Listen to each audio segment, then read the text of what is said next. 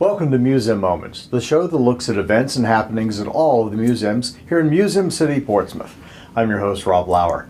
Now, you're probably familiar with some of the older and larger museums in Portsmouth, such as the Children's Museum of Virginia, the Virginia Sports Hall of Fame, the Naval Shipyard Museum, and the Portsmouth Art and Cultural Center. But did you know that in recent years, a number of smaller museums, each focused on unique aspects of Virginia history, have opened here in Portsmouth? On our show today, we're going to visit three of them: the Railroad Museum of Virginia, the Jewish Museum and Cultural Center, and the Portsmouth Community Colored Library Museum. That's coming up right now on Museum Moments.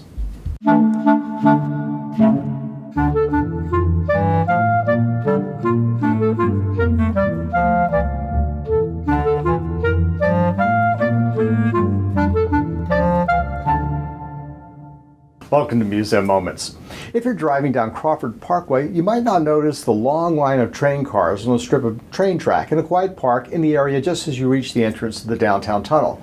After all, for over a century, railroad tracks crisscross this area of downtown Portsmouth. But these restored train cars are actually a unique museum, the Railroad Museum of Virginia. We stopped by for a visit and we spoke at length with William J. Moody Sr., the president of the museum's board of directors. How did the Railroad Museum come about? What's the origin of this? How long has it been here? How did it get started? We felt like we had all kinds of museums here, and this is a great railroad area, great railroad town. Because this downtown the railroad came right through here, didn't it? It did. It came right through where we're standing. A train came through here at least once a day and maybe twice, bringing passengers and taking passengers out. One of the oldest and first railroads in America was right here in Portsmouth. And what was that railroad called? In Portsmouth, I think it was. Okay. I did Roanoke and Portsmouth Railroad, and it was privately owned, privately financed, privately built, and they were at Effingham Street and High Street located. That was when they were using horses to pull trains. Oh my gosh. That's the first train we had here in Portsmouth. Was a large operation. Had a huge shop to work on the trains, and it was stayed there for many years. And then it later switched over to steam instead of horses. And then they used steam for many years, and then it was that steam was provided the stoves that we had. They had the stoves, and those stoves, they used coal in them to heat up the coal would heat up the locomotive so that it would have steam from the water, and they would create steam to drive the train. Okay. And so they had the steam engines. Right. And the steam engines operated for many years, and as time went on, they just got more sophisticated and did away with steam and went on into diesel locomotives. When was the initial movement to establish this museum? It was about 11, 12 years ago? It was approximately, it was 12 years ago. 12 years ago.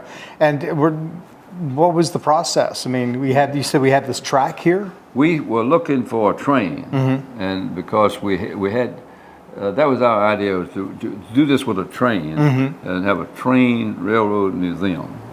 And we knew we had to get a train from someplace. We started touring and looking for trains all over in different states and different areas, and to see what they had and to take a look at the others. And finally, this came to our attention. This train right here was up there parked and back in looked like an old, it was a graveyard out there, and they started dumping stuff back there in the back of it that the city just wanted to get rid of, and one of them was this train, and they were ready to let it go. And so we got negotiated with them and worked out a deal where we got what we wanted, and then they got one train and we got a train, and we started getting trains from other sources and hooking them up with this train. So how did you get the trains here to Portsmouth? Crews worked on it for about 6 months, or a little more actually, and then we had them enough done we could bring them into Portsmouth and continue with that work and finish it here. It brought them in by trains, they brought them in by flatbed trucks, and when we got here, they had one of the trains pull part of it in here, another was put on top of a flatbed and brought in another part of it, and they brought in the locomotive, which is up there at the front of the train now, and And the railroad car in that was carried the coal to operate the boiler. The train itself was 60 to 80 feet long, and we hooked it all up. And when we got it in here, we had to bring cranes in and pick it up and put it on the track. Wow.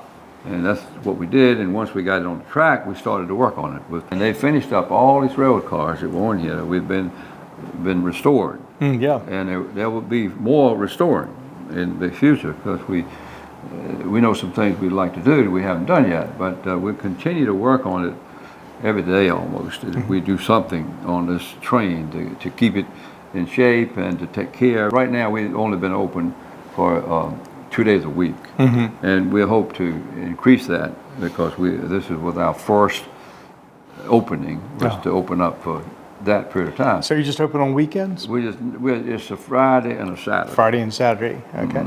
And we have nice crowds that come, and they seem to know about it and show up, and we've had a lot of tours. We've had, I think I mentioned earlier, like 2,000 plus people who have toured this particular train. Okay, now inside the train here, there are lots of displays just about railroads in general. Yeah, someplace in this train, we probably have got almost every railroad in this country represented.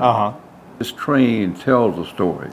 If you go through this train and look at all the artifacts and all those things that are in here, you will see a story about railroading in this country, and particularly in Virginia. All right. And we have it all in here, and we are continuing to improve on it and extend it and add on the artifacts that tell that story. Now, do you have fundraisers for the museum? Well, we've had basically very little fundraising. It's mostly been individuals that we know of that might be willing to help us, but we haven't an official fundraiser. We're going to have one. We're counting on having one sometime in the spring and summer. That will be our first official fundraiser, and that'll be hopefully sort of statewide to a certain extent. So if you were to extend an invitation now to people to come visit the museum, what would you say? Why should people come here and see this? I would say that you missed a great show to begin with. You missed some great, interesting history. That is the way to enjoy history. Your children and your grandchildren will love you if you bring them here. I'll promise you that, because they just can't wait to get back when they come here. And I think one of the most interesting things about it is that it seems to me it attracts people from larger areas. It's from they love to travel. Railroaders love to travel, even after they retire. They want to ride trains, and they come in here from all over to see a train, and that's what they did for a living. But they don't see what we have. Yeah. Well, thanks for taking time to meet us here and tell us all about the museum, and continued luck with everything, sir. Well, wonderful. That's good. We appreciate it, and we want to thank you, because after all, we need to get the message out there, and hopefully your show will help do that. Great. And we know it will. All right. We look forward to it. Thanks so much. Thank you. Right, Rob. You can learn more about the Railroad Museum of Virginia by visiting its website at www.railroadmuseumofvirginia.com. You can also call 757-335-2284. When we return to Museum Moments, we'll drop in at the Jewish Museum and Cultural Center. Stay tuned. We'll be right back.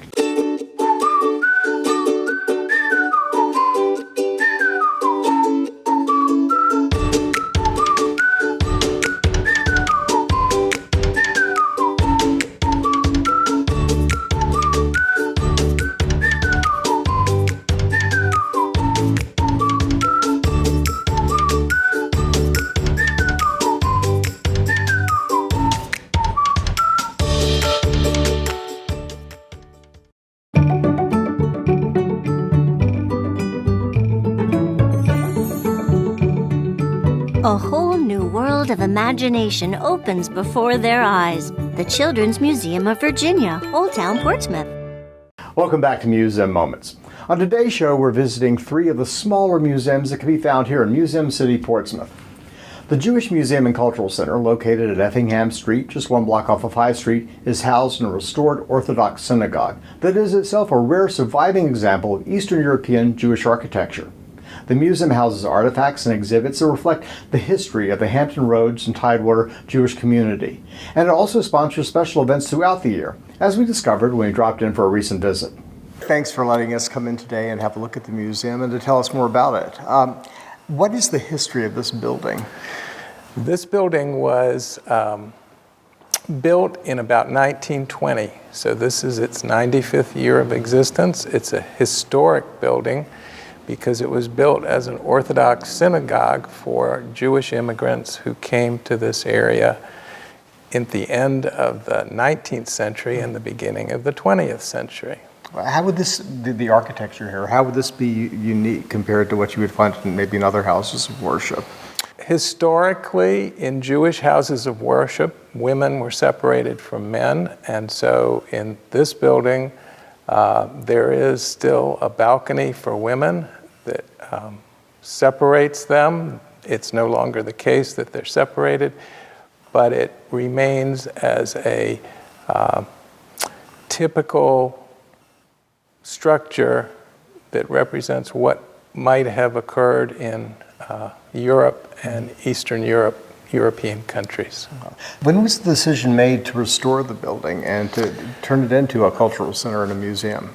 By the end of the 20th century, the building had been abandoned by most of the congregants. They had moved away, or they had died, or just lost interest in this building, and so it was in very bad shape. The roof was leaking, there were pigeons inside, the homeless were sleeping in here, and there was one last trustee who had no funds to take care of the building, and a group of people decided it was worth saving, and we organized and acquired the building from the trustee and took over raising money to rehabilitate it. Okay, and how long has it been open as a museum? It's been open as a museum since the renovation was completed in about 2008, and so this is about our 7th, going on 8th year.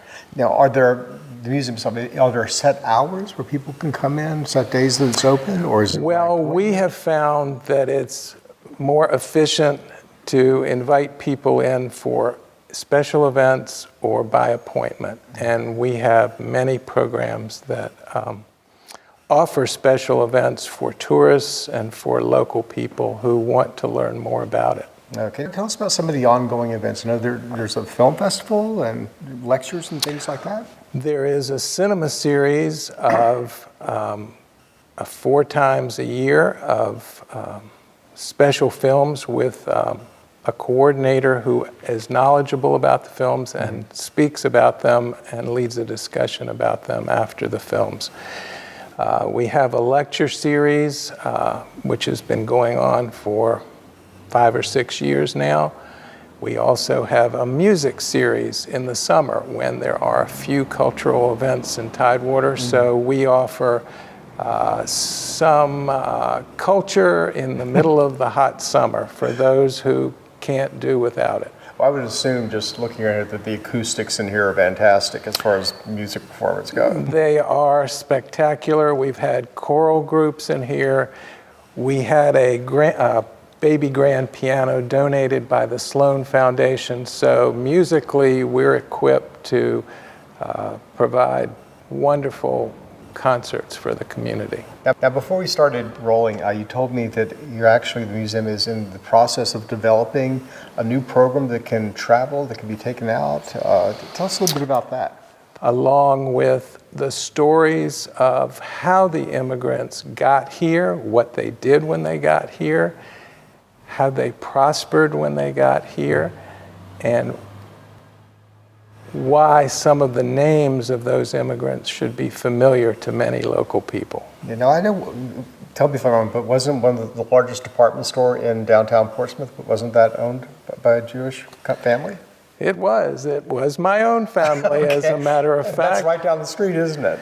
It is now part of Tidewater Community College, but a couple of decades ago, it was a thriving women's specialty store. So the clothing business, the grocery business, the furniture business, there were many Jewish businesses in Norfolk, Portsmouth, and Berkeley, and they will all be featured in this exhibit. That's fantastic. It's something that really is needed. I'm a big believer that preserving local history in all of its facets and all the communities and cultures that contributed to the region, that's important. Again, this is just a gorgeous, gorgeous building in here. It's beautiful. Do you rent it out, or like for weddings or? Yes, we are anxious to rent it out for weddings, for funerals, for special occasions, for meetings, if people would like to meet here. All they have to do is talk to our administrator. We do have an administrator here 3 days a week, and Tuesday, Wednesday, and Thursday. And those are the best times to visit, as a matter of fact. Okay. From 10 to 2, if people are interested in coming to see what we have, they should give us a call, and we'll make a special appointment and give people a private tour. We do have many school groups that come in on a scheduled basis, but for the casual tourist or local who wants a different experience, we invite them to come down. Well, thanks for meeting with us today and telling us about this beautiful facility. Thank you for coming in, Rob. Thank you. You can find out more about the Jewish Museum and Cultural Center by visiting its website, www.jewishmuseumportsmouth.org. You can also call the museum at 757-391-9266. Next on Museum Moments, we'll visit the Portsmouth Community Colored Library Museum. Stay tuned. At our house, we really like to maximize family time. That's why our favorite place for family fun is Old Town Portsmouth. We love taking the ferry over, then strolling through unique shops filled with one-of-a-kind treasures. Next, it's on to a great lunch at an outdoor cafe and an afternoon of fun with friends at the Children's Museum of Virginia and the Virginia Sports Hall of Fame and Museum. Food, fun, and adventure? No wonder Old Town Portsmouth is our go-to destination for family fun.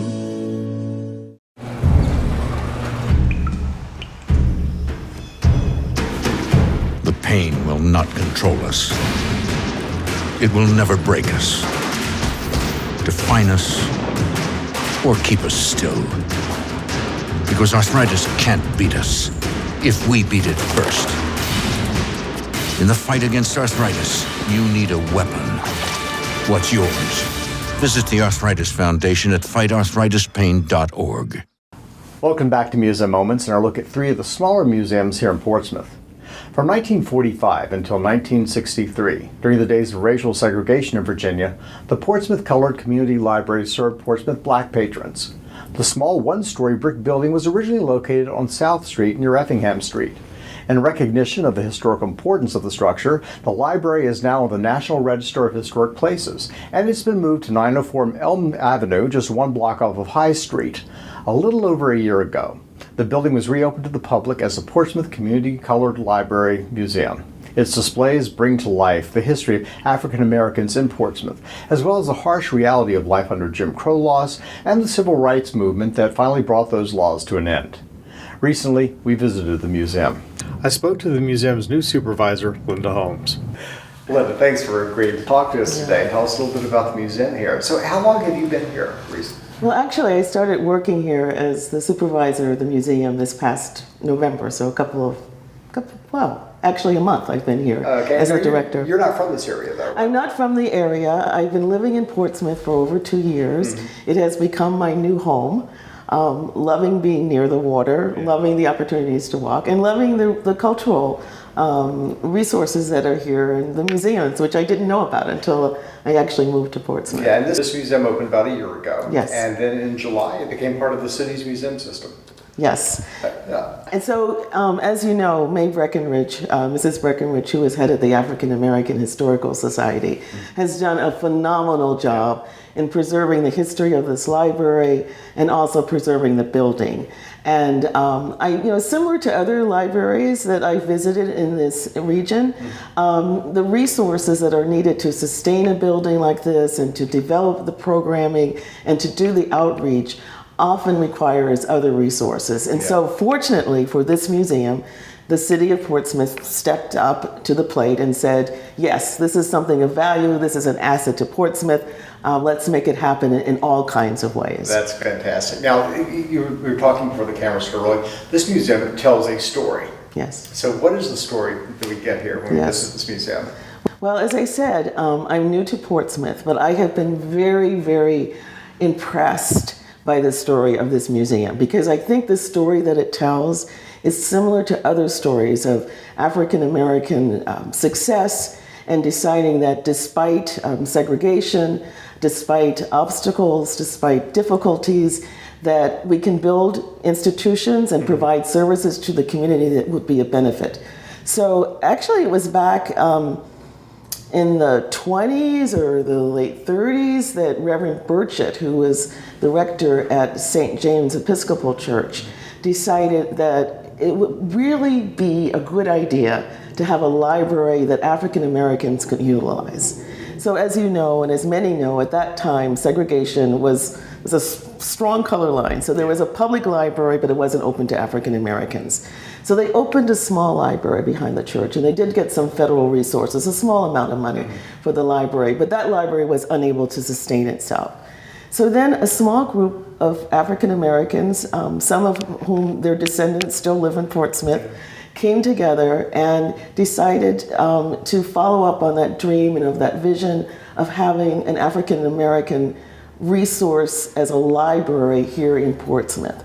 And so in 1945, the library was open. Mrs. Bertha Edwards, who is a native of Portsmouth, graduated from I.C. Norcom High School, then went on to Hampton Institute, was the first librarian here. So what to me is quite striking is that the community found the resources, they had the will, and they also received some contributions from the community as well as from the city itself when it first opened its doors. I live at Harbor Towers, and I was at the computer last night, and I was just telling someone, about the library, and she said, oh yes, I went to that library all the time growing up until the main library opened up. So I think part of the story that's so impressive is that it wasn't just a library. It was a community resource. And a symbol of something too, adherence and dedication and Yeah, accomplishment against all odds, determination. I think the history of tapping into resources and valuing literacy and reading does not begin with the library in Portsmouth. I mean, as you know, African Americans have been in Portsmouth as long as there's been Portsmouth, right?